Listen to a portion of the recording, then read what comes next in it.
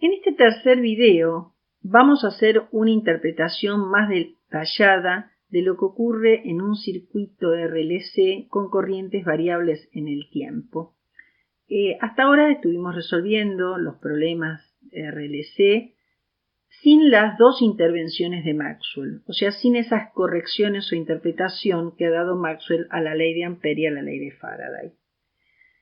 En realidad, en el circuito RLC o cualquiera sea el circuito usando fuentes de 50 Hz, los resultados no cambian dentro de nuestros límites de laboratorio al considerar o no las correcciones de Maxwell. Para poder hacer algún cálculo, vamos a considerar que tanto el capacitor como el inductor se pueden modelizar como uno de placas plano-paralelas, de poder despreciar los efectos de borde, y el otro como un solenoide también infinito. Vamos a comenzar con el capacitor. Pensemos ahora en un circuito RC serie. Supongamos que el espacio entre placas esté ocupado por un dieléctrico perfecto. Sabemos que la corriente convencional, la de los electrones libres, la de los portadores de carga, no puede fluir por un aislante perfecto. Sin embargo, si la fuente de alimentación es variable en el tiempo o la corriente es variable en el tiempo, se mide una corriente. Entonces, ¿qué es lo que ocurre?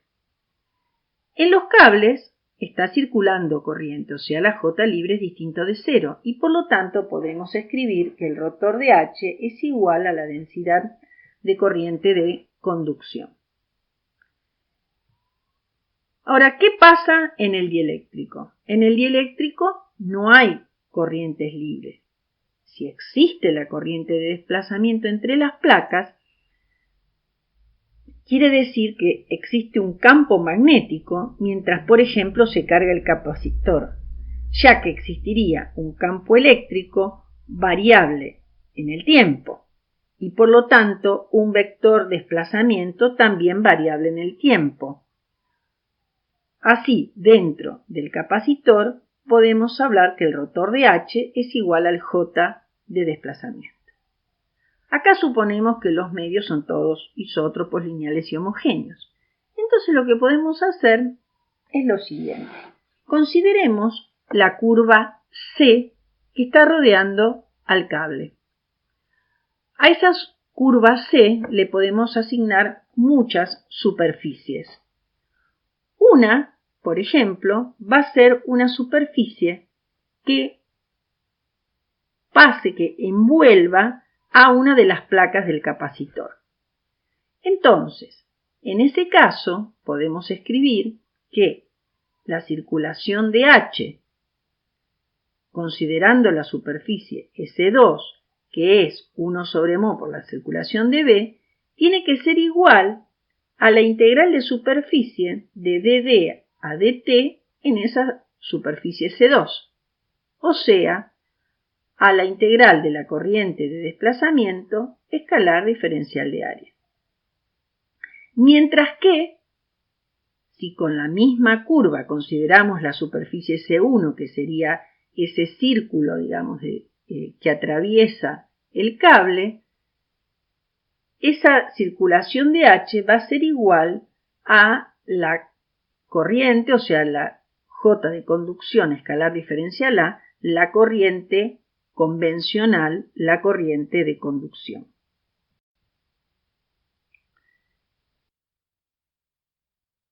Vuelvo a hacer el mismo dibujito para ver qué relación hay entre la corriente de conducción y la corriente de desplazamiento.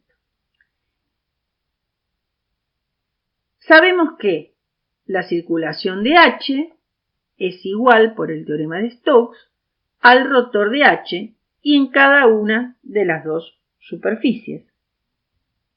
Tiene que ser igual. Nada más que la circulación de H en la superficie 1 está dada por la corriente de conducción, mientras que en la 2 por la corriente de desplazamiento.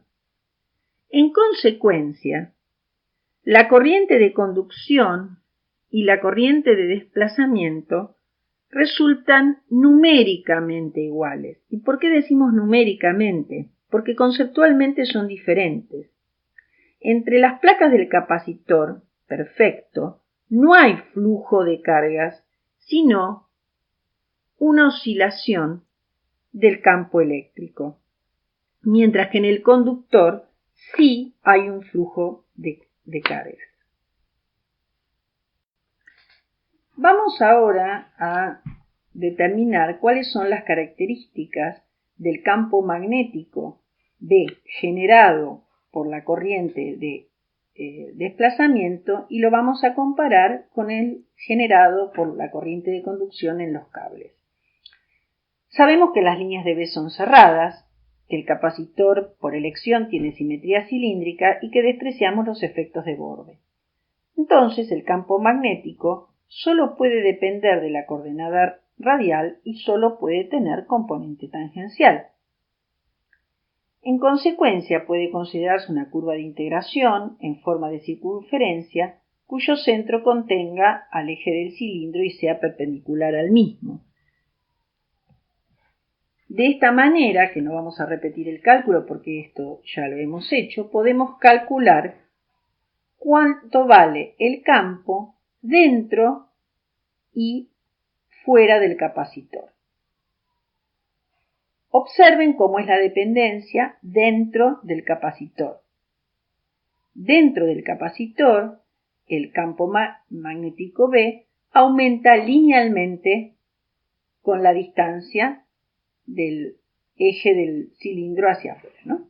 Mientras que fuera del capacitor sigue una relación 1 sobre R que es idéntica a la que nosotros sabemos para un cable infinito. La diferencia acá incluso no es numérica, porque la corriente de conducción es igual a la corriente de desplazamiento. Esto ocurre en este caso y en general la corriente de conducción y la corriente de desplazamiento son diferentes. Ahora agreguemos el inductor. Vimos en el video anterior que si V varía en el tiempo se induce un campo eléctrico. Vamos a aplicarlo a este circuito. Vimos que ese campo magnético variable da lugar a un campo E no conservativo. Y en el caso de que el campo B sea como el de la figura, las líneas de E están representadas por las circunferencias rojas. El sentido de E va a depender de que B aumente o disminuya en el tiempo. De esta manera, en un solenoide ideal donde circula la corriente dependiente del tiempo, aparecería un E no conservativo. Es decir, los campos eléctricos que varían en el tiempo crean campos magnéticos, aunque no haya portadores de carga o corrientes de conducción. Y los campos magnéticos variables en el tiempo crean campos eléctricos.